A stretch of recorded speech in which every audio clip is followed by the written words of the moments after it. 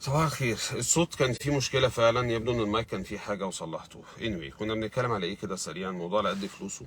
القضية كنا بنتكلم على طبعا دلوقتي في ناس اصدقاء كتير، كنا بنتكلم في موضوع انه الشركات بتمشي ناس، وناس من احد اصدقائي يعني او اكتر من واحد وبقالهم سنين في شركة وقالوا لهم مع السلامة. فتحس ان في صدمات عصبيه، اللي هو ايه ده، هيقولي مع السلامه بعد خدمه السنين وخدمه العمر والحاجات اللي انا بنيتها وكسبته وما كسبتوش. فكرني بواحد صديق كده كان في احدى الشركات يعني المعروفه برضو جدا في مصر، هي فاميلي بيزنس، وقعد 27، كان تقريبا هو صح يعني زميل دكه لصاحب العمل.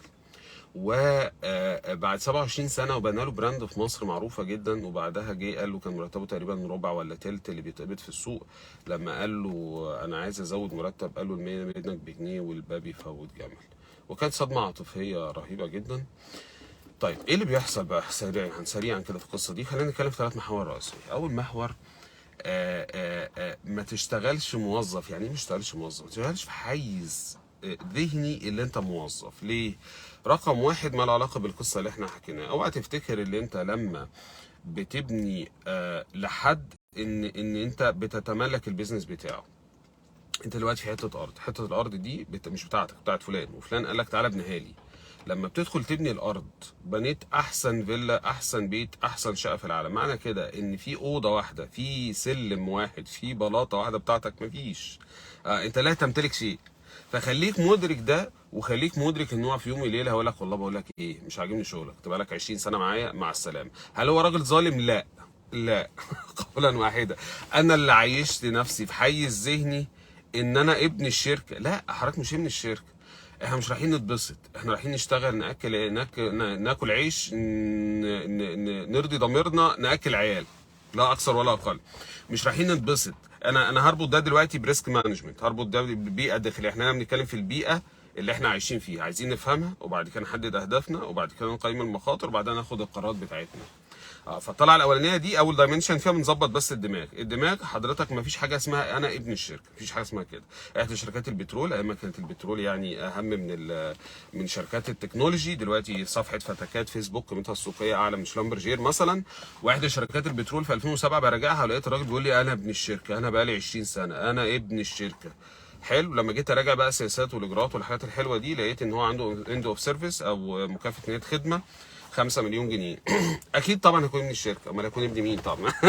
اكيد ابن الشركه. ما هي دي العلاقه. انت حضرتك مش ابن الشركه، انت حضرتك بتاخد الشركه حاسس لها مقدراك. دي حاجه كويسه جدا.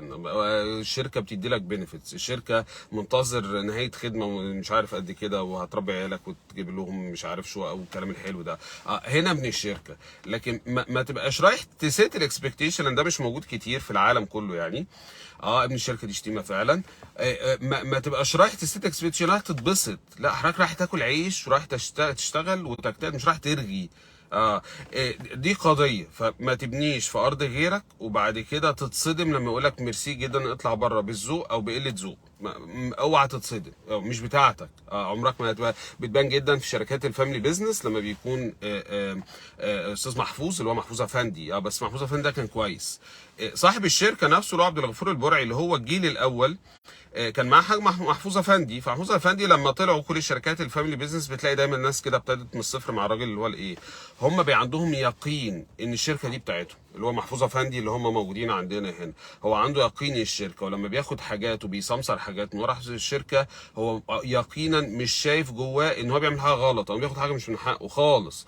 هو شايف بياخد حقه لان دي فلوسي اصلا.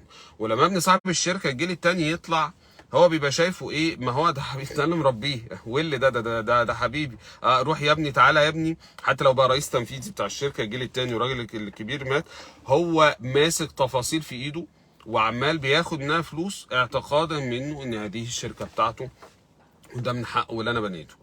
هذا يقين خاطئ. دي حضرتك مش فلوسك، حضرتك بتاخد فلوس حرام، ما ينفعش اللي انت بتعمله.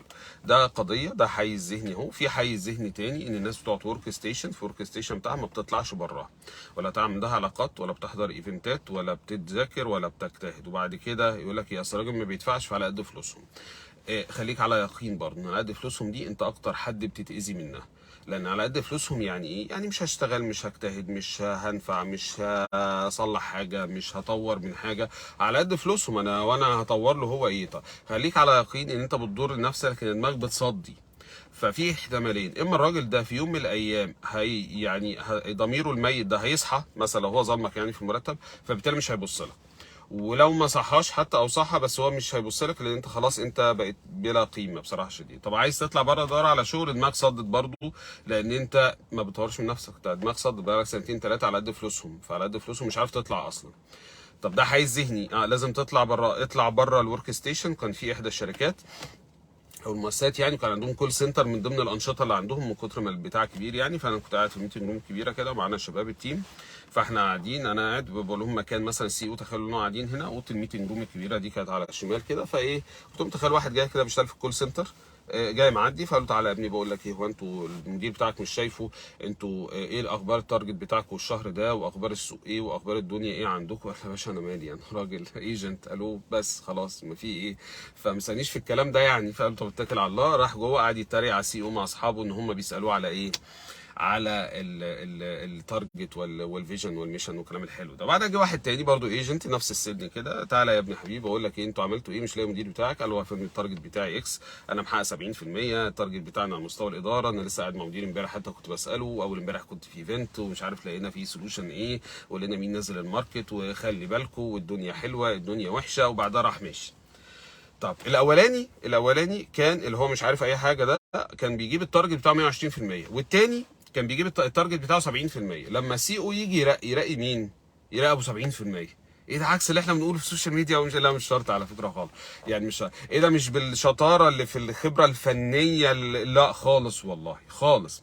مانجيريال ليفل، حضرتك عايز تدير شركه، عايز تفتح بيزنس، عايز تكون دايركتور، لازم هتتعلم تكنيكالي، بس لازم يكون عندك الفيجن، لازم تكون عارف تفكر على مستوى المؤسسه، لازم يكون عندك علاقاتك اللي بره، لازم تقول له انا كنت امبارح قاعد مع فلان، لازم تقول له امبارح كنت في الايفنت الفلاني والافكار الفلانيه والاستراتيجيات الفلانيه والدوله الفلانيه. لازم يكون عندك ده عشان تعرف تترقى. اعتقادك اللي انت هتقعد طول النهار على التليفون عمال بتسمع، ولا عمال بتتكلم، ولا على الكمبيوتر عمال بتضرب على الكيبورد وبتجتهد جدا في ده، بس تجتهد جدا في ده بس من غير حاجه تانية، حضرتك ده مش هتبقى بيزنس مان. لو انت بيزنس مان مش تبقى ناجح. الموضوع قائم على العلاقات، قائم على الحب، هي ماشيه بالحب، بس الحب زائد الخبره. فلازم لما تيجي تعمل بيزنس بيكون في حاجتين، او تيجي تترقى لازم يكون واثق ان انت دماغك حلوه وفاهم. ما ينفعش واحده، ما ينفعش تبقى فاهم بس دماغك مش حلوه، ما ينفعش تبقى دماغك حلوه بس مش فاهم، ما ينفع، لازم الاتنين مع بعض. ففي سيرتن ليميت اوف ان انت فاهم، وليميت تاني ان انت دماغك حلوه وليك علاقات.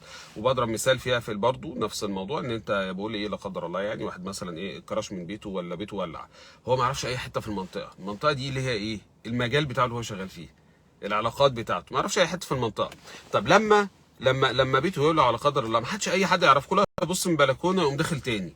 لكن لو حد يعرفه، لو انت عندك علاقات في المجال بتاعك، اول ما حد هيبص من البلكونه ايه يا حبيبي، وينزل وياخدك ويشيلك ويشيل عيالك ويسكنك عنده ليه؟ لان هو يعرفك، لان انت ليك علاقات في المجال بتاعك، مش قاعد في الورك ستيشن، ما بتطلعش بره الحيز الذهني وتخلص تقعد على مع نفس الشباب اللي انت بتقعد معاهم على القهوه، مفيش اي جديد خالص، ما مش هيعرفوك اصلا وقتها. فاول حاجه قلنا ايه، احنا دايما لسه بنفهم ايه البيئه المحيطه. اول حاجه في اداره المخاطر الادراك، اصلا احنا عايشين فين؟ عايشين في عالم راس مالي، مفيش من الشركه، مفيش ده حبيبي، مفيش الكلام ده. فما تبنيش فرد غيرك وتتصدم ان هو يقول لك مع السلامه، منك بجنيه الباب يفوت جمل. ما تعيش في الحيز الذهني. احدى الشركات الكبيره وكان فيها يعني في اختلاس لواحد يعني شغال في الشركه يعني، وكان مختلس يعني مبلغ محترم جدا. الراجل ما مشوهوش ليه؟ لانه كان بيخلص له شغله وكان شاطر للاسف الشديد عمل قلبان في الشركه. بس شوف برضو علاقاته بشطارته بره، سبحان الله، مع ان هو يعني كان المفترض يروح ورا الشمس يعني. طيب فاحنا قلنا ايه؟ قلنا ان هو ما تعيش في الحيز الذهني بتاع الموظف، الله يكرمك. ما تعتقدش باعتقاد يعني بربع في المية ان الشركة دي بتاعتك، ان الشركة دي بنيت فيها طوبة فهي من ملكك او من حقك، لا خالص خالص. عادي جدا هقول لك بكرة الصبح انت عيش كأنك كونسلتنت، كأنك مستشار. انت عندك وقت وخبرة معينة بتديها لصاحب العمل، بس بتمضي معاه سنة بدل استشارة بروجكت. لو جه في النص قالك مع السلامة مش عاجبك، بيحصل عادي جدا، مفيش مشكلة، السلام عليكم وعليكم السلام. الكلام. بس ليه؟ ليه؟ ظهرك متأمن بإيه؟ إن أنت بتجتهد، إن أنت بتعمل علاقات، لأن سيبقى إن سنة ربنا هتغلب أي علاقات وأي يعني حد عايز يأذي التاني. إن هو إيه؟ لكل مجتهد النصيب. فلازم تجتهد، وربنا إن شاء الله هي إيه؟ هييسر لك الاحوال. بس انت تجتهد، اجتهادك ده مش على المكتب بس، مش على الكيبورد بس، مش في التليفون بس. فلما فهمنا ده، لما نيجي نحدد بقى الاهداف بتاعتنا يعني نفهم ده، اذا طريقه تفكيرنا هتختلف، اهدافنا هتختلف، اللي هي تاني واحده في الريسك مانجمنت بقى، في الايه، في جوه الجي ار سي، الجفرنس وريسك كومبلاينس، عشان تكونوا فاكرين. بتحدد اهدافك بقى بشكل مختلف. اهدافك، لا يا باشا، انا السكيورتي مش في الوظيفه، السكيورتي اللي انا اجتهد، السكيورتي اللي انا اعمل علاقات، اللي احضر ايفنتات، مش اللي انا اقعد على قهوه، مش اللي انا العب بلاي ستيشن. لا، انا اهدافي بتختلف، انا عايز اروح فين. ولما بتقعد مع ناس في ايفنتس مستواهم اعلى منك بكتير جدا، سبحان الله دماغك بتتغير، ما بتبقاش نفس البني ادم دارت الايام والله. وكان في ناس بالنسبه لي بوبات كده، اول ما اشتغلت وسبحان الله قعدت معاهم ترابيزه راس براس كده، عاملين بين ايه، دارت الايام. مش هتاخد الريتيرن بتاع دي او العائد بتاعها في نفس الوقت. بس انت ايه، اجتهد من بدري وظبط دماغك على الموضوع ده. انسى ان انت تعيش في حيز الوظيفه، فاهدافك هتختلف، فبالتالي بقى استراتيجيات الاستجابه والكلام ده بتختلف. ليه؟ لان حضرتك انت مش شايف ان انت موظف. فبالتالي انت كل حاجه بتحصل في البلد انت بتدور ان انت تفتح بيزنس، بتدور ان انت تدور على شغل تاني، تدور ان انت تعرف تشتغل بره مصر. طب ليه اشتغلت بره مصر؟ ابن الذين ده، ما هو حبيبي كان شاطر، لا اكثر ولا اقل والله. ان كان جوه ما بيقدروش، بره هيقدروا. بس انا عمري مثلا ما قلت هتعلم انجليزي او حاجات زي كده. انا لغتنا العربيه هي اللغه الاولى، ما هي اللغه الاولى، ما حدش قال حاجه. بص حضرتك، انت عايز تشتغل روح هناك وانشرها، ما فيش مشكله خالص يعني. مش هطول عليكم اكتر من كده، ولكن بس ايه يعني، كنت حابب صراحه اطول في موضوع يعني شالش موظف دي. بس تاني انصح بقراءه ريتش داد بور داد. ممكن نبقى نعمل له حلقه كده منفصله ان شاء الله.